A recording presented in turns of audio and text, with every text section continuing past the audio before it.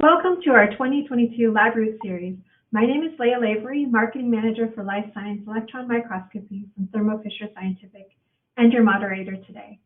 Welcome back to any returning attendees to our webinar series, and a big hello to new attendees wherever you are in the world. Cryo-Electron Microscopy reached single atom resolution in 2020, enabling the location of individual atoms in a protein to be determined for the first time. Since 2020, researchers have been investigating the protein structures of SARS-CoV-2 ion channels, human membrane proteins, HIV, and tau filaments.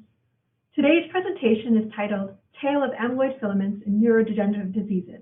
It was given by my colleague Abhay Kotecha and our special guest speakers, Yang Shi and Sofia Lövestam from the MRC Laboratory of Molecular Biology. After today's presentation, there will be a Q&A session. Please submit your question at any time through the Q&A window. Let me now introduce my colleague, Abhay Kotecha, Applications Group Manager, to start us off. Abhay received his PhD in structural biology at the University of Oxford, UK. He spent further time at Oxford as a postdoc, continuing a position as Senior Research Scientist. Abhay has been with Thermo Fisher Scientific for over 2 years and an expert in single-part analysis, micro-ED, and cryo-electron tomography. Thank you, Leah, for this wonderful introduction. And hello, everyone. As Leah said, I'm Abhay Kotecha, and today I'm going to talk to you about how we are using electron cryo microscopy in neurodegenerative diseases. This talk is in collaboration with our partners at MRC Laboratory of Molecular Biology in Cambridge. And later on, you will hear this wonderful tale of amyloid filaments and how we solve some of the very difficult structures of tau filaments using cryo-EM through Yang Shi and Sofia Lövestam. So let me begin by saying that I think most of us now know that cryo-electron microscopy has come quite a long way in the last few years since the introduction of direct electron detectors. And nowadays, we are getting higher and higher resolution structures almost every day with this method. And this is because of very stable microscopes, very good energy filters, direct electron detectors, but also because of very good data processing softwares. It's a combination of these two which is allowing us to answer such difficult structures using the method. Even very difficult small sub-100 kilodalton proteins, which just a few years ago would be thought to be impossible to solve by cryo-EM, we can now actually solve them at very high resolution. So here we have a streptavidin going to 1.7 angstrom, hemoglobin at 2 angstroms, membrane protein from SARS-CoV-2, which we published just last year in Nature Structure and Molecular Biology, also going to 2.1 angstrom, and a human potassium channel at 2.5 angstroms. And by summer this year, we have another 5 membrane proteins, again sub-100 kilodalton from human origin. All of them are going to sub 2.5 angstroms. So this is how far we have pushed the cryo-EM. And for today's talk, I'm going to talk about how we are leveraging this method for answering diseases, and especially in this case, neurodegenerative diseases. Now, Yang Shi and Sofia will go into much more details. I'm just going to give you a brief summary, a very high-level summary of what we are doing. Most of us would be aware about Alzheimer's disease, as well as Parkinson's disease, and also dementia. All of these diseases are collectively called as neurodegenerative diseases, or also tauopathies, and they all come through malfunction in a single protein. This tau protein, which is present in our body, in all of us. In its normal form, it's essential. It helps stabilize the microtubules. Microtubules are like a track, the roads in our cells where all the other proteins are traveling. But when there is some malfunction, when there is some mutations, it leads to aggregation of this tubules in the form of filaments, and this is what is called as tauopathies. And this single protein, malfunction in the single protein, leads to more than 20 different types of neurodegenerative diseases. So last year, our collaborators at LMB Cambridge, Sjors and Michel, as well as Yang Shi, who was working on this project, discussed with us that they have this protein PSP or protein from a patient who suffered from progressive supranuclear palsy, one of these neurodegenerative diseases, coming directly from the brain of this person, and they're not able to get high resolution. They're stuck at about 4.5, 5 angstroms. Can we use Selectris Falcon 4 CFET cryos to push the resolution forward? So we just collected one data set with this sample, and from this single data set, we managed to solve 3 different structures with the structure of this PSP going to 1.9 angstroms. And along with that, Yangshi actually worked on some 40 different structures and managed to do the structure-based classification of tauopathies using this kind of high-resolution structures. And you will see in his talk that once they had this very high-resolution structure, they found out actually that this is forming a new class of disease. It's not actually directly the PSP fold, which was initially thought. So again, with cryo-EM, we can actually find, once you have such kind of atomic resolution structures, you can actually find more detailed structure which allows you to identify your diseases. Similarly, using Falcon 4i, we worked on another structure. This is amyloid beta 42 filaments, which is considered to be a central part of Alzheimer's disease formation and progression. Here again, it's also technological advance. What we did was we used very high flux on the Falcon 4i. Data was collected at 8 electrons per pixel per second and throughput of 570 images per hour.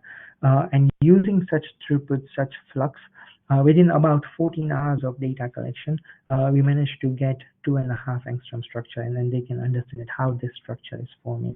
And this work was also recently published, came out in Science, I think in February this year. So again, with cryo-EM, we are able to solve these kind of difficult structures.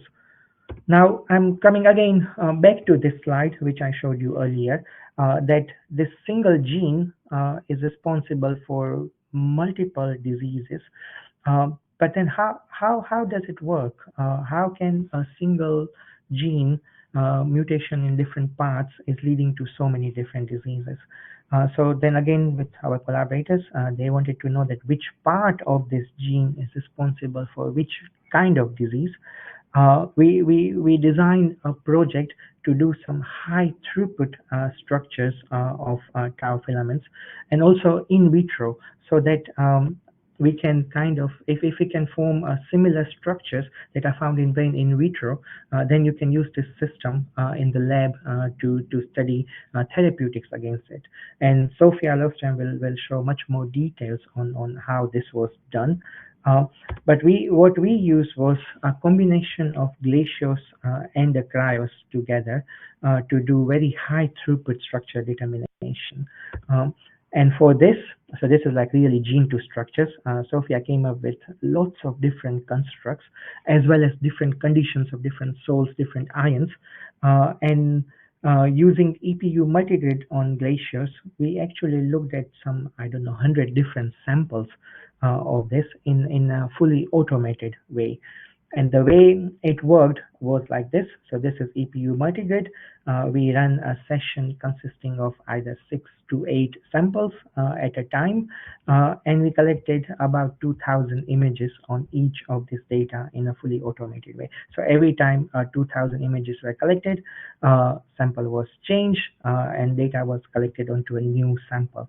And this is what you are seeing here. This is the EPU multigrid on all these different constructs. You can also already see that filaments are looking different on these different constructs.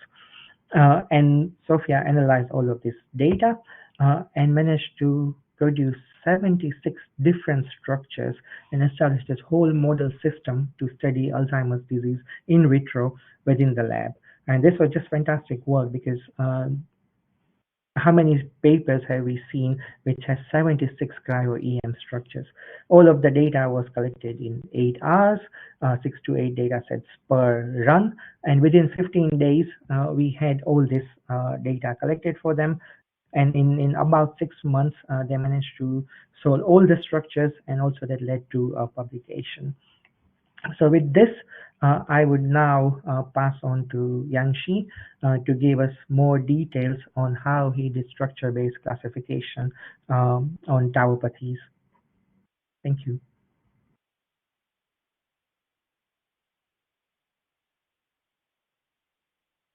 Hello.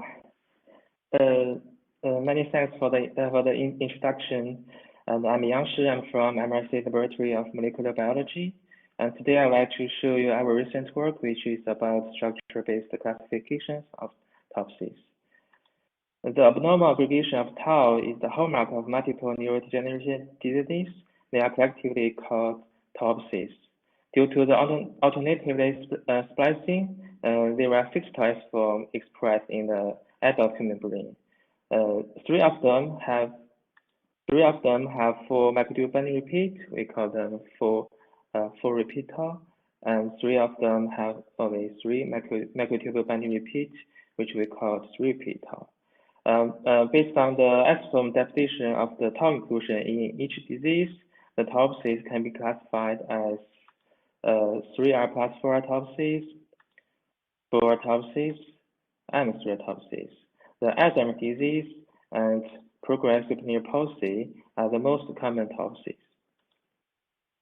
We actually have several ways for us to distinguish topses.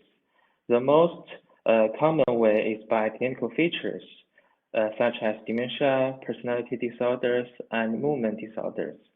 Taking advantage of position emission tomography imaging, people could see the spatial and the temporal distribution of tau inclusions in centimeter levels when the patients are still alive. The postmortem neuropathology allow us to see the antibody-labeled or silver-stained tau inclusions in tissue sections at micrometer level. From 2017, by cryo-EM, the filamentous tau proteins could be seen at atomic resolutions. In this talk, I would like to focus on how we use cryo-EM to improve our understanding of topses. In the past 4 years, my colleague has solved the tau filament structures from Alzheimer's disease, chronic traumatic encephalopathy, peak disease, and cortical basal degeneration.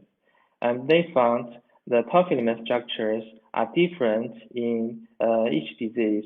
However, the structures from individuals with the same disease is the same. Therefore, their observations suggest that distinct conformers of filamentous tau define different topses. To have the overall view of the relationship between the disease and the structure, we continue these cryo-EM studies to the other common topses, especially the 4 repeat topses. The postaggressive supranuclear palsy (PSP) is a 4 repeat topsy. It is the second most common topsis, only after Alzheimer's disease, which is characterized by both neuronal and glial tau pathologies, where the Alzheimer's disease only or mainly have the neuronal tau inclusions. The movement disorder is the main symptoms for the typical PSP patients. We have examined 6 PSP. We have examined the tau filament structure from 6 PSP cases and found a common tau filament fault, which we call the PSP tau fault. The PSP tau fault spans repeat 2, repeat 3, repeat 4, and several amino acids after repeat 4.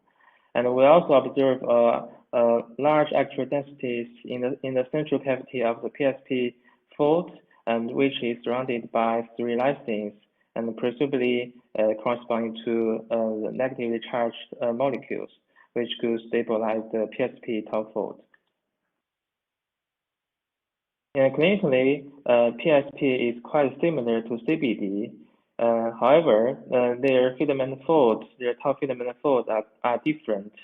The PSP tau fold has 3 layers, while the CBD tau filaments fold in 4 layers. Therefore, PSP and CBD can be easily distinguished by cryo-EM. The globular glial autopsy, GGT, is another for repeated autopsies. There are 3 clinical subtypes of GGT. We examined the tau filament structures from 1 case of GGT type 1 and 1 case of GGT type 2, and found a common protofilament fold, which we called GGT tau fold. The GGT tau fold is quite similar to PSP tau fold.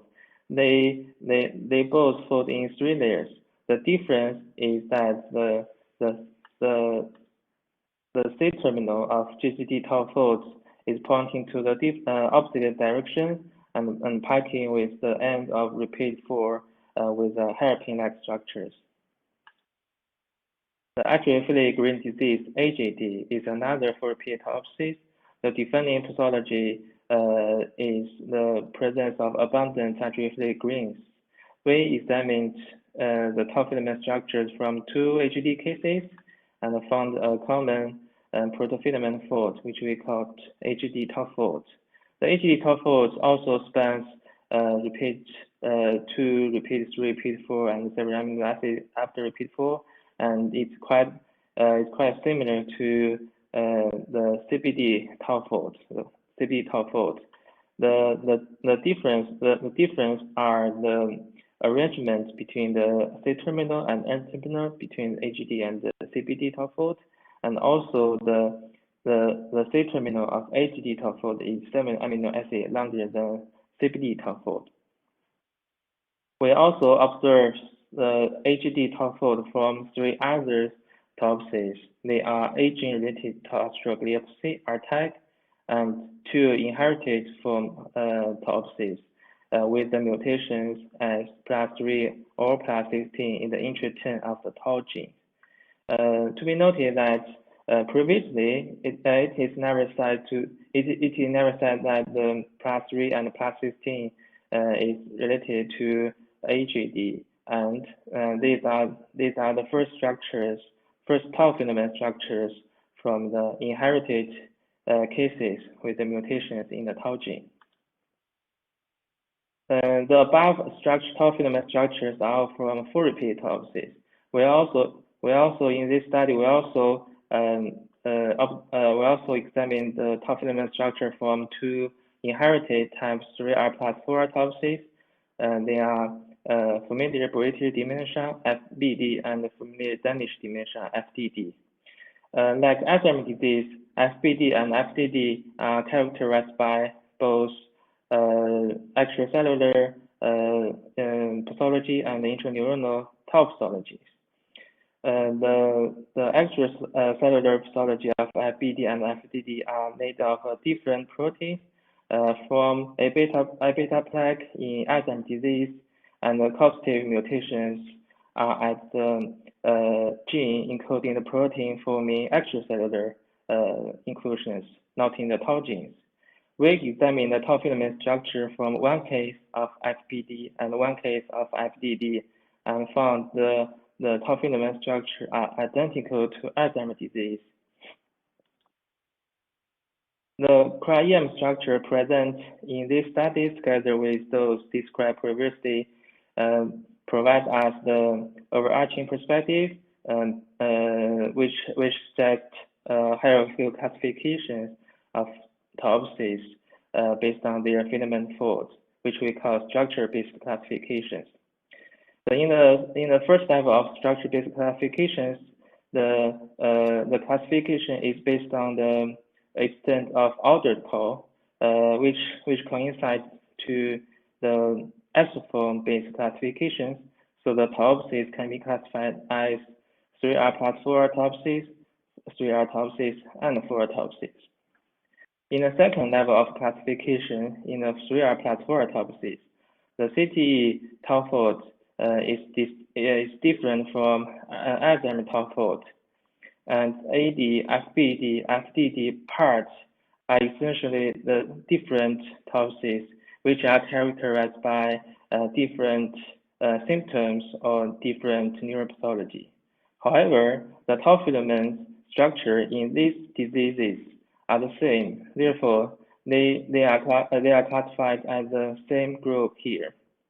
Also, at the second level of the classifications, the full repeat autopsies can be classified into two groups: the previously found 4 layers fold group and the newly identified 3 layers fold group. At the third level classifications are provided by difference in the difference at the residual levels between the 4-layered fold and 3-layer fold. The cryo-EM study can not only help us to classify the tauopsies, which we already know, but also could allow us to identify new tauopsies. Here is an example. We observe different tau filament structures in a patient who was diagnosed as PSP.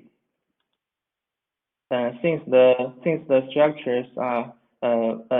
structure is folding 3 layers and is similar to GGT and PSP, we call this structure as GGT PSP tau fold or GPT fold.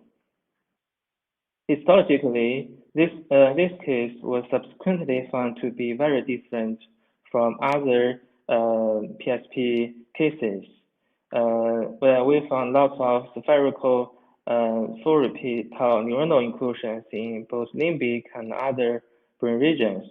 Therefore, we named this disease as limbic predominant neuronal inclusion body full repeat tauopsis, or LNT. So here comes the summary. By cryo-EM, we solve the structures of tau filaments from PSP, GGT, HAD, R-type, class 3, class 16, FBD brains. And these findings suggest the hierarchical classifications of tauopsies on the basis of their filament folds, which complement clinical diagnosis and neuropathology.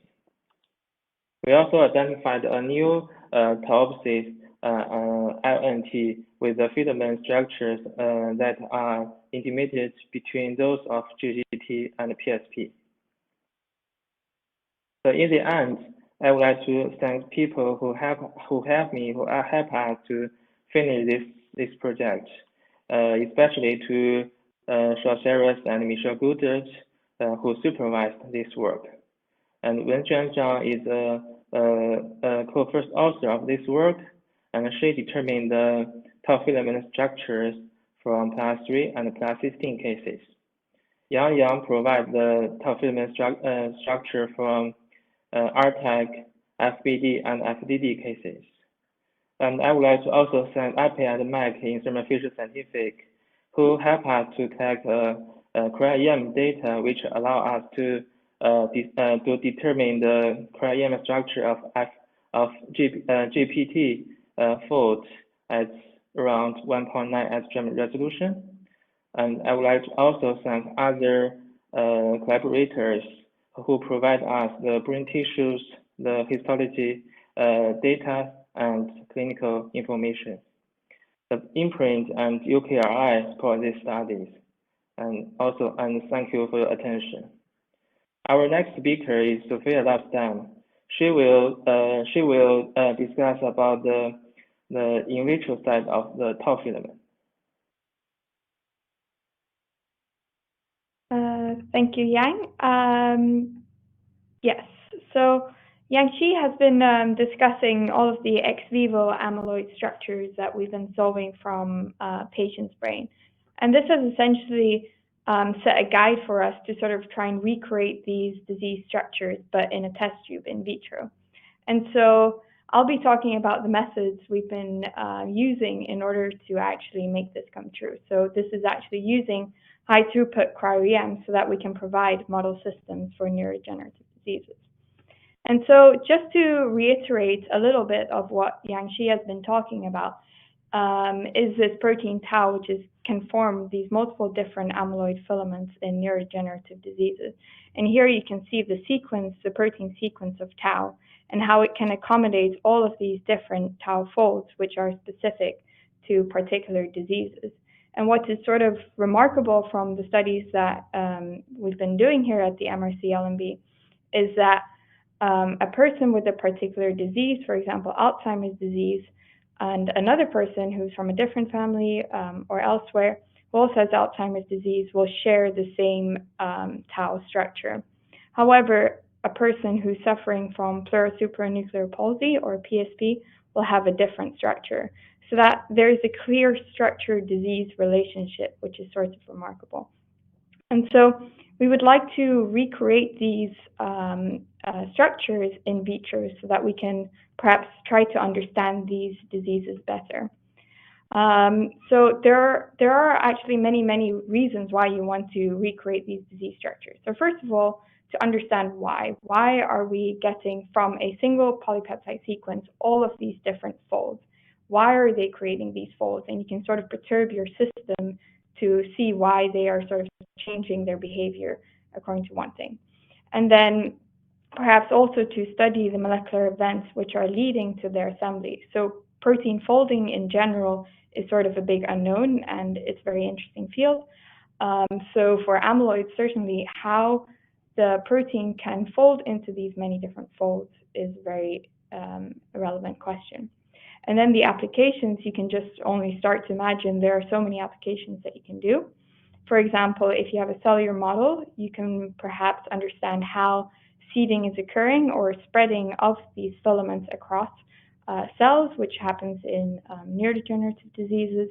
You can also try to understand how filaments burden or filaments load is affecting the cell. So how is the cell managing with having a lot of filaments inside of it?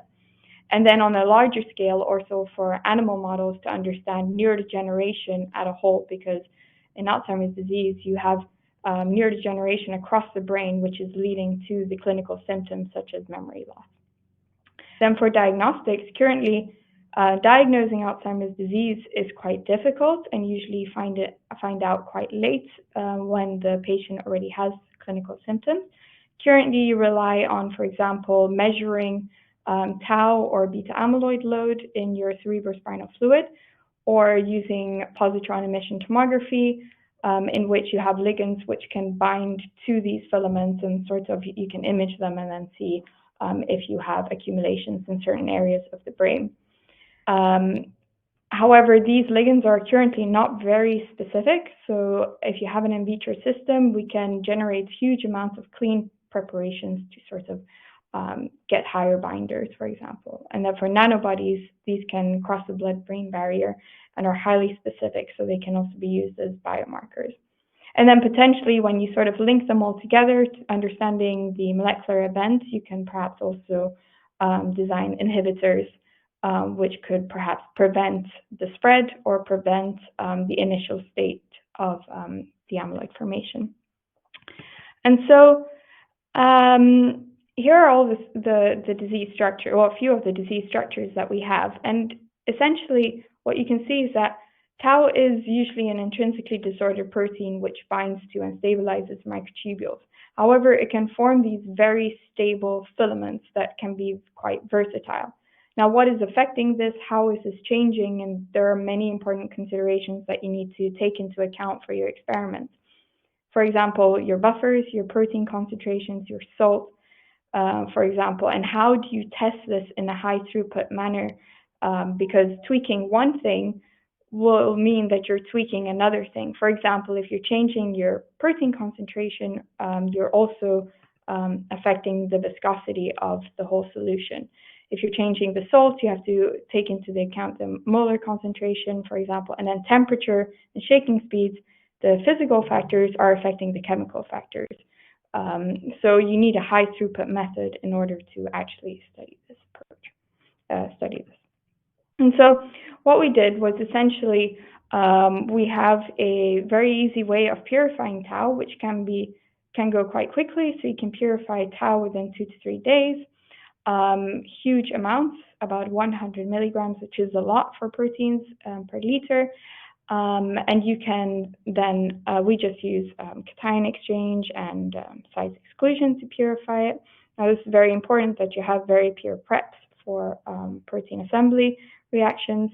You can then assemble them using all of the ranges that I just discussed, chemical factors or physical factors, and then we solve their structures. So Abhay already mentioned how we went about screening the samples, so you can screen lots of samples very quickly. And then on Sjors' side of the lab, we're interested in software development, and he's managed to implement sort of automated picking algorithms, better tools for 3D reconstruction for amyloid filaments, which has made this whole idea that cryo-EM is no longer the bottleneck, but moreover the experimentalist in a way that you sort of, you have to push in order to get everything through. And so this is sort of just what we found. Essentially, we found that amyloid studies require high throughput cryo-EM. All of these structures here, I think there are about 76 in here, just highlight that tau is extremely versatile and it can form many, many different folds. And it doesn't suffice to essentially solve one structure under one condition because it will tell you nothing. For amyloids, it's important to do comparisons. And solving all of these structures allowed us to actually determine what are the important factors, your physical factors and chemical factors for generating actual relevant filaments that you get in disease and not irrelevant random filaments that we don't really care about. And so here is essentially what we found. So reconstituting the in vitro paired helical filaments in Alzheimer's disease. Essentially what we did is we made a construct to limit the sequence of tau. This construct is not new. It was already described in the 90s as there were antibodies that were directed towards the C-terminal region of tau, so this 391 sequence. And then we used approaches described in Al-Hilali et al. Paper 2017. However, we found that the structures did not recapitulate the structures that you get in Alzheimer's disease. And so I essentially started playing around with different conditions and then found that just by changing a physical factor, you could recreate to some extent the paired helical filaments that you get in Alzheimer's disease. And so we then started playing around a bit more, trying different conditions to try and get better populations of the Alzheimer's fold, which you can see here. And in the end, we managed to get pure Alzheimer's disease-like filaments. And this is just to show you that they are indeed identical. So these filaments are now incredibly clean and you can use them for any purpose that you want. And so we then came to what are the sequence requirements? Is this actually a special construct that we just, we sort of got very lucky in a way, and we should be looking deeply into this. And so we went through a series of different constructs to sort of test tau and when it's forming these correct structures. And this really highlights that you need high throughput approaches to enable to solve this many structures. And so here I've shown you the sequence of tau again, and the X marks essentially it doesn't form filaments. A green tick means it formed the correct filaments using our conditions. The orange line means it formed filaments, but not necessarily the correct ones. The blue dot means the correct protofilament, but not the correct filaments. So you have only one C shape, for example. So what we found is that you can form the correct filaments by essentially extending quite substantially in both directions. But then towards the end terminus, it started to become more fuzzy, and we have to do more work to essentially understand what's happening. But what was very interesting is that there are certain regions in the tau sequence that are inhibitory, and we're sort of exploring what that sequence is. If you potentially modify it in some way, can you still form the correct structures? And that is sort of where the study is leading on to now. Then when we were solving the structures using the different conditions, we noticed that when I changed the ion in the buffer, I was actually recreating a structure from a different disease. So here you can see that I've been adding lithium, sodium chloride, potassium chloride, or magnesium chloride. And we notice that a certain region in tau, which we call the head region, was actually changing the cavity of the structure.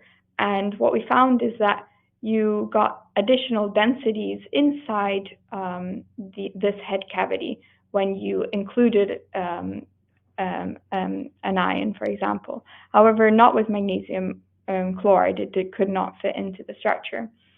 And so essentially, we noticed that we could recreate filaments from chronic traumatic encephalopathy. So this disease, or we call it now CTE, is a disease which is from recurrent concussion. So for example, American football players or boxing types of diseases, people can get this disease. And so essentially the conclusion is the addition of salts dictate the structure of the head cavity of the filament.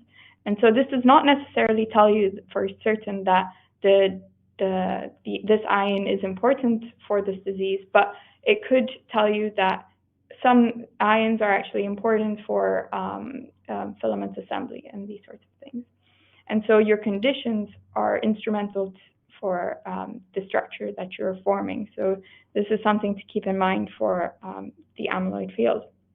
And so I think for the study has essentially solved so many tau structures, and I think what has really been highlighted from what Yang has been also showing us and what our colleagues in the amyloid field as well, is that for amyloids, one sequence does not equal one structure.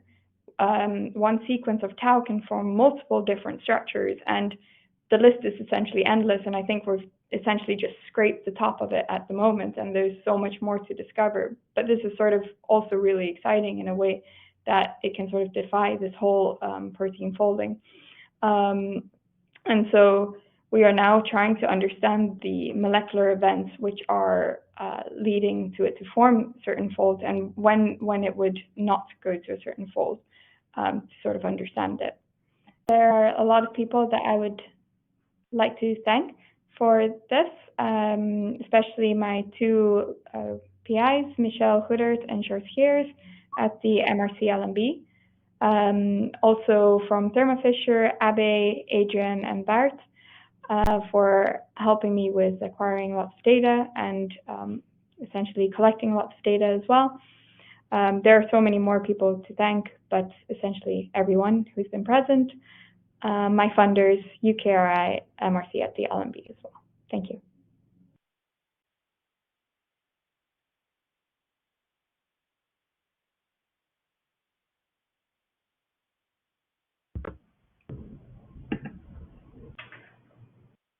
Welcome back, everyone. Thank you for attending so far, and it's now time for our question and answer session. If you have any additional questions, please submit your questions through the Q&A window. It looks like we have some questions already. So for the first question, how do you make sure the filaments from the brain remain intact during purification and there are no purification artifacts? I think maybe Sofia, you could answer this for us. Yeah, sure. So essentially, how do you make sure that filament from brain remains intact during purification? Well, essentially, we extract them using Sarkozyl, our Sarkozyl insoluble methods. So we spin them down and then we look at them by cryo-EM. Of course, because this is from brain samples, there's usually lots of things, but luckily for using cryo-EM, you can select what you look at. So you essentially look only at the filament. So of course you have artifacts in there that are just natural products from the brain as you're extracting them. we know that they remain intact because we wouldn't be able to solve their structures if they were not intact, essentially.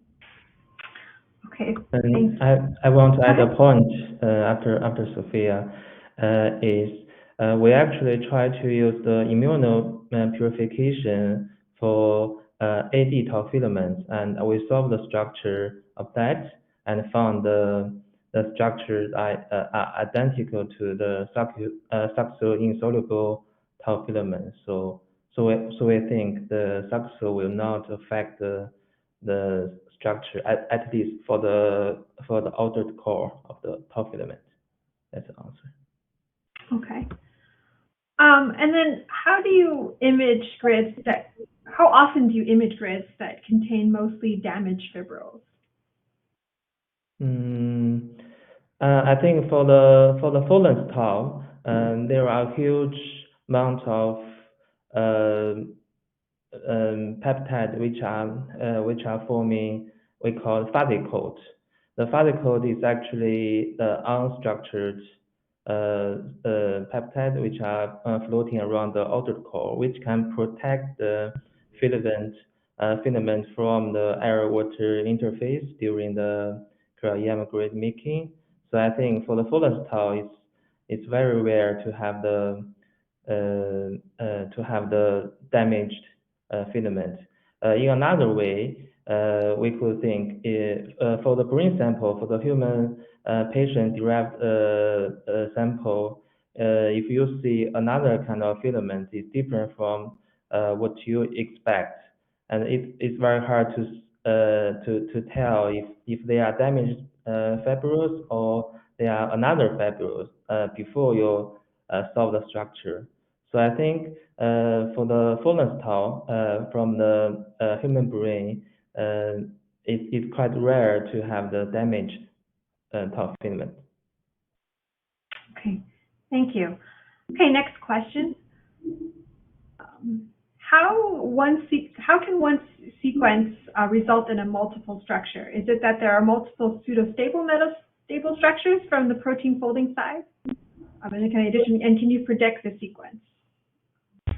So that is the whole thing about this protein, right? That's the whole strange thing. A lot of intrinsically disordered proteins, when they're in cells, they're sort of have multiple roles, multiple functions. So they need to be this disordered so that they can sort of do this. And then because of this as well, they are also susceptible to misfolding in lots of different ways as well. So this is a very important question, and we don't know why it can form all these different structures. That's sort of something that we're studying at the moment, or trying to understand at least using cryo-EM, but also other techniques such as NMR. Okay, great, thanks. Next question: how is screening? What screening was required for these tau filaments?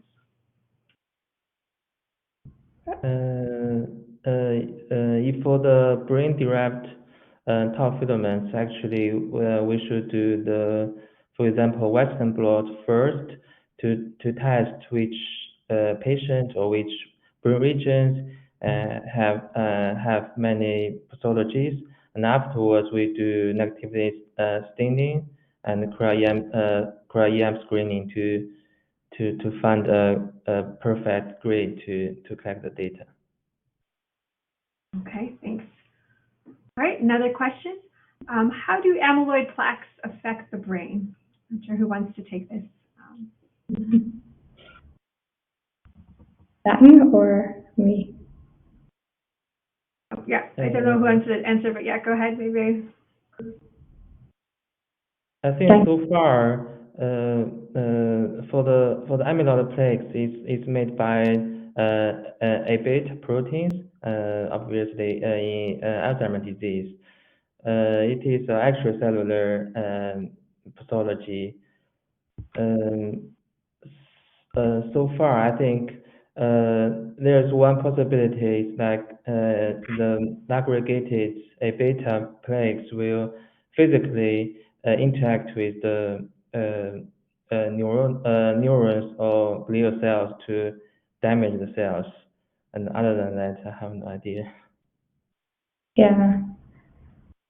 There's a stronger correlation for tau pathology and neurodegeneration, which is why we focus mostly on tau. But in Alzheimer's disease, you do have both beta amyloid and tau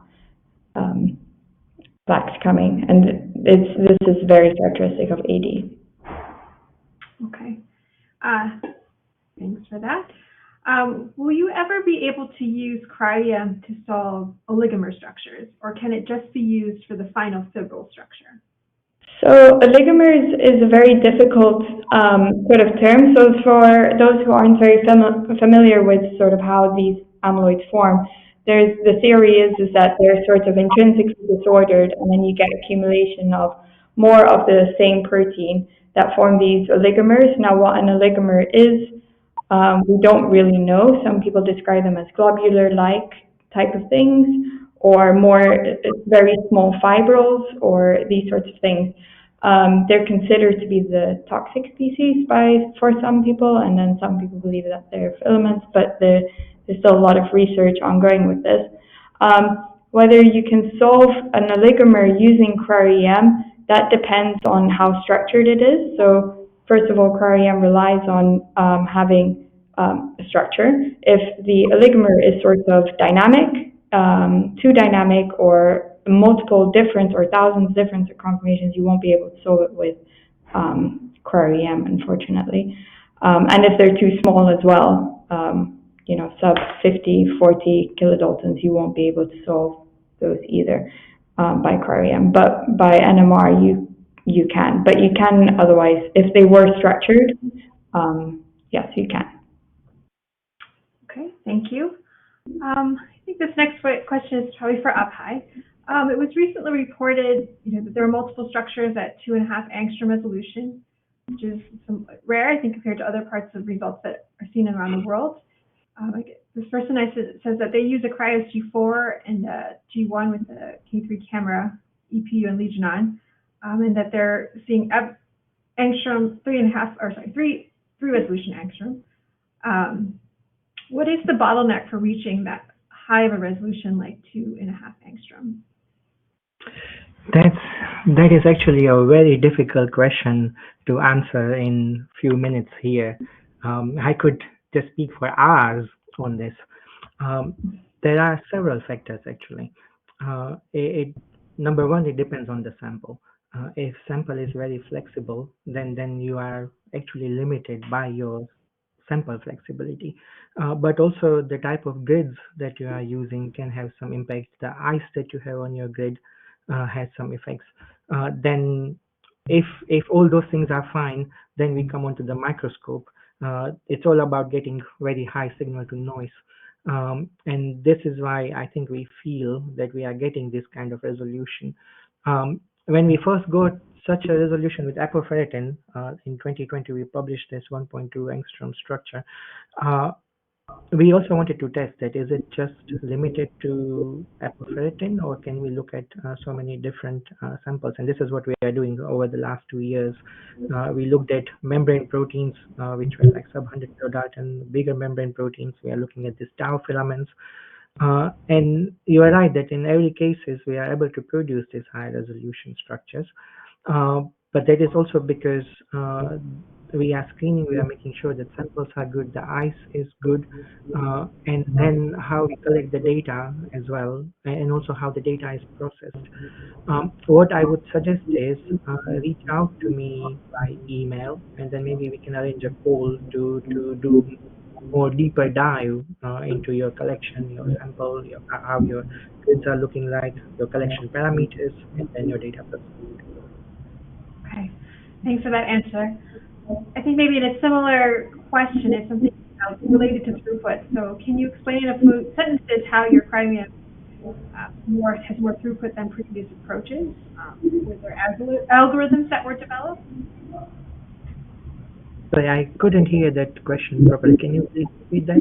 Can you explain in a few sentences how you made your cryo-EM having higher throughput than previous approaches? Were there certain algorithms developed? Sure. So again, for throughput, number one, throughput is a very complex thing. In just few years ago, like we were collecting data at something like 50, 60 images per hour. But it also depends on what magnification you are using, what flux that you want to use, the total dose that you are using. All this will determine your exposure time, and exposure time then leads to your throughput. But we also did so many changes on the hardware side. So for example, we recently released Falcon 4i, that is a faster detector running at 320 frames per second. Also, we reduced all the lag time, all the dead time that the camera was waiting, EPU was waiting. All this thing is reduced from like 2.5% to like 0.5%. So that gives you more throughput. You can use higher flux with Falcon 4i, then your exposure time is reduced. In addition, on the optics side, we have fringe-free imaging as well as aberration-free image shift, so you don't need to move your stage quite a lot. And when you combine all these things together, on a cryos, for example, some of the structures, some of this data were collected on a cryos, and we were running at 500, 600 images per hour. And on the glaciers, right now we are running between like 250 to 300 movies per hour. This is at a magnification of about 0.8 angstrom pixel. If you go higher meg, so for example, in case of apoferritin, we were running even higher, like we were running at 600, 700 images per hour on the cryos and 400 images per hour on the glaciers. So it's a balance. You have to see what sample you are using, what kind of setup you have, what kind of detectors and optics you have. Combination of all this will dictate your throughput. Okay, thank you.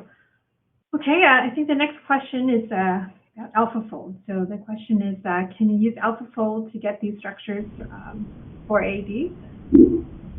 No.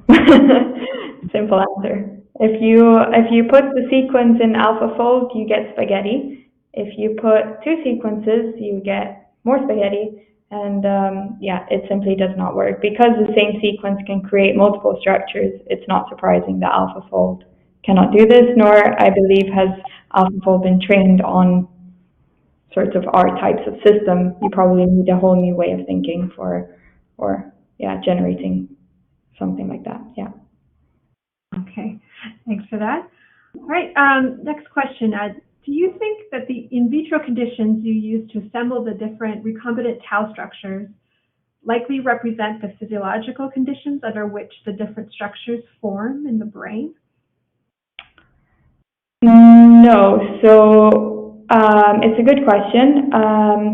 So these are highly controlled environments that we use in the test tube, whereas in the brain, there are lots of things going on in your cells. It's a very crowded environment. You've got influx, outflux, and there are probably multiple different ways in which tau could misfold to form the Alzheimer's disease paired helical filament fold. Whereas in the test tube, you have to have quite very specific conditions to form the correct fold. So the fact that I use magnesium and these kinds of things in my test tubes is probably not at all what's happening in Alzheimer's disease. So it's probably very different things going on. This is simply just a procedure that you can recreate these structures, not a mechanism of how Alzheimer's might work. Okay, thank you. Next question. Do the treatments differ for the different tau filaments? How does the understanding of what tau filament patient has changed for the therapeutic process? The treatments are the same when purifying the tau filament. I think the observation we have suggest that the tau proteins can be a very good detector to detect the minor environmental changes in the patient's brains, and the very small, very tiny chemical or post translational modification changes will change the tau filament structures, which can be a good indicator for the disease. Okay, thank you. Next question, what is the limitation of cryo-EM compared to NMR or crystallography methods? So NMR is better for looking at sort of the soluble state, so pre-amyloid formation. So you can look at sort of the disorder of the protein, if it's forming alpha helices in solution, just how the protein might behave in solution. You can then use cryo-EM to solve structures of how it might look like in a filament state. You can't do that with solution state NMR, but you can do it with solid state NMR. However, not to the high throughput as you can with cryo-EM. Then crystallography, you can crystallize small peptides that can form amyloid, but I don't think it's ever been done on sort of a full length tau or something to form.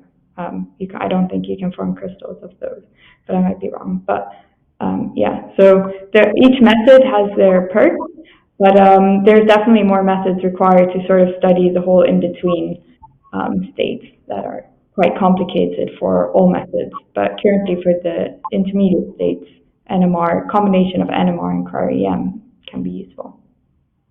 Okay, thank you. Do you know how Crowders may affect tau's assembly?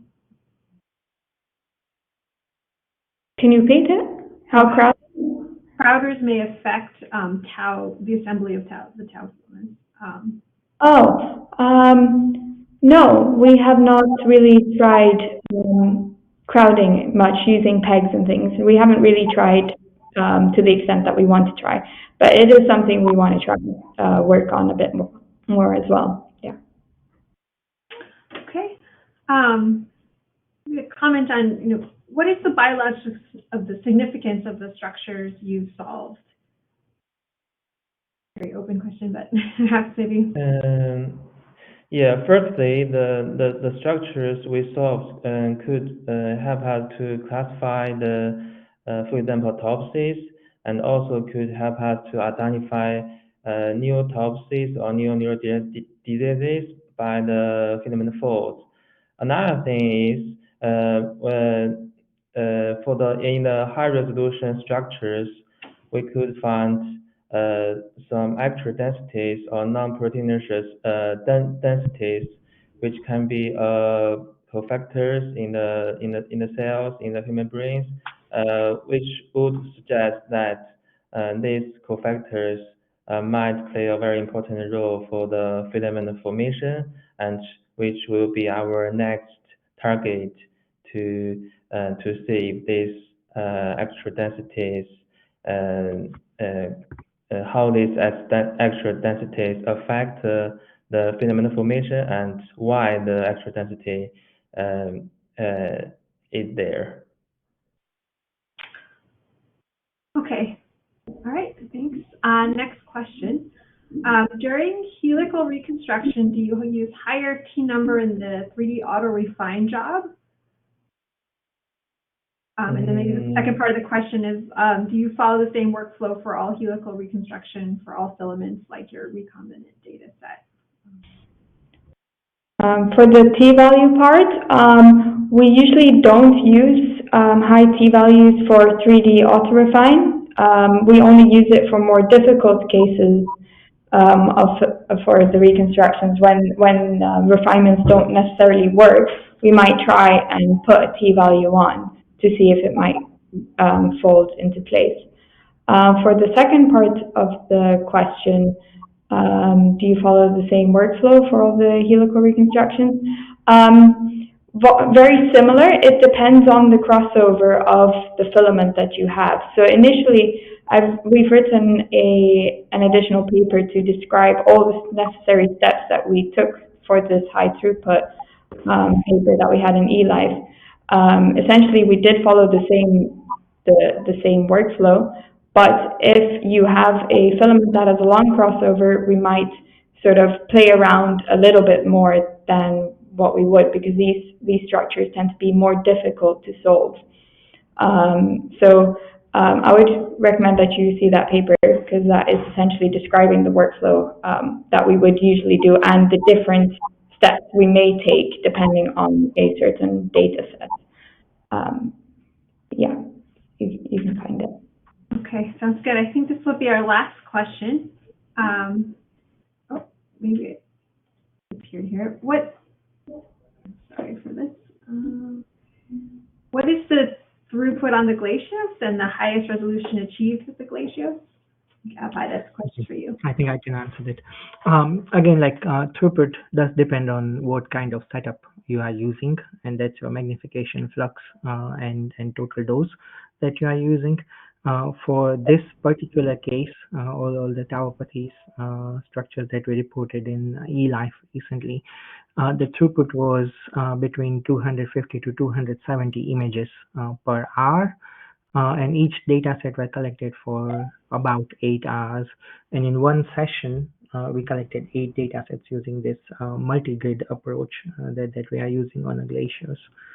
And in terms of resolution, with Glaciers, most structures were sub 3 angstroms, but it ranged between 2.6 angstroms to I think 3.2 or something. Sofia, you can correct me if I'm wrong. For the Glaciers, yeah, around 2.6 to 3.3. Yeah. Okay, well, thank you very much for your presentation today and all of you attending. Before we go, I would say any questions that we didn't have time to answer will be addressed via email. And this webcast and others in our electron microscopy series can be viewed on demand on LabRoots. You can also register for our upcoming sessions. We encourage that you share this session with your colleagues who may have missed today's live event. If you still need more cryo-EM in your day, please visit our Learning Center at thermofisher.com/cryo-EM. You can check out recent publications, watch more talks on demand like our Ask the Expert series, or contact us here if you have additional questions. Thank you very much to our speakers, Yang, Sofia, and Abhay, and especially to all of you for joining us today. Until next time, goodbye.